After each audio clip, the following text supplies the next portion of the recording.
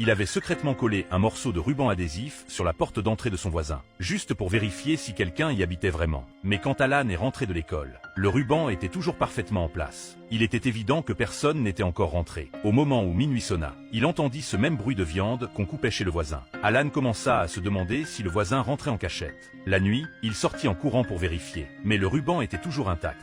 Si personne n'habitait là, alors d'où venait ce bruit? Les bruits étranges continuaient de se produire nuit après nuit. Alan commença à se rendre compte que quelque chose clochait. Chaque fois qu'il ouvrait sa fenêtre, l'air empestait le sang, ce qui lui donnait la nausée. Pour couronner le tout, quelques chats errants se rassemblaient toujours sur le rebord de la fenêtre du voisin, comme s'ils attendaient qu'on les nourrisse. Alan décida de surveiller discrètement, mais 2 semaines entières passèrent, et il ne vit personne. Un jour, après l'école, il remarqua que la lumière de sa chambre était allumée. Croyant qu'il y avait eu une effraction, il monta précipitamment à l'étage.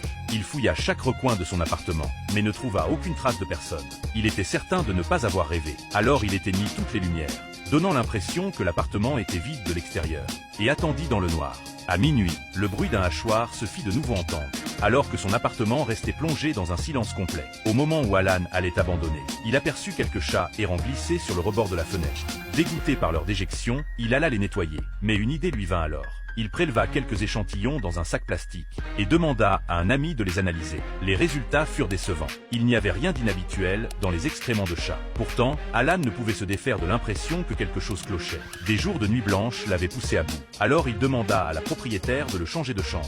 Mais elle ne le crut pas. Elle dit qu'il était probablement juste stressé et qu'il avait besoin de quelques jours de repos. Alan se sentait toujours mal à l'aise. Alors la propriétaire décida de passer la nuit avec lui pour voir par elle-même. Mais au moment de se coucher, elle heurta accidentellement le mur. Et ce qu'ils virent les laissa tous deux figés par le choc. Le papier peint était couvert d'empreintes de mains ensanglantées et séchées. Un frisson parcourut l'échine d'Alan. En fixant le mur imbibé de vieux sang, il n'arrivait pas à croire qu'il avait vécu là tout ce temps sans s'en apercevoir.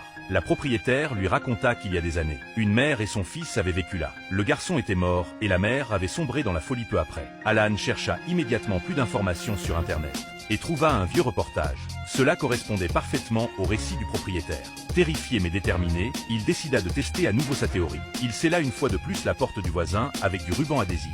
Puis il ouvrit le conduit d'aération commun aux 2 appartements, et il accrocha son téléphone à un cintre, le faisant glisser prudemment dans le conduit. Lorsqu'il visionna la vidéo, la cuisine d'Accent Grave Côté était complètement vide.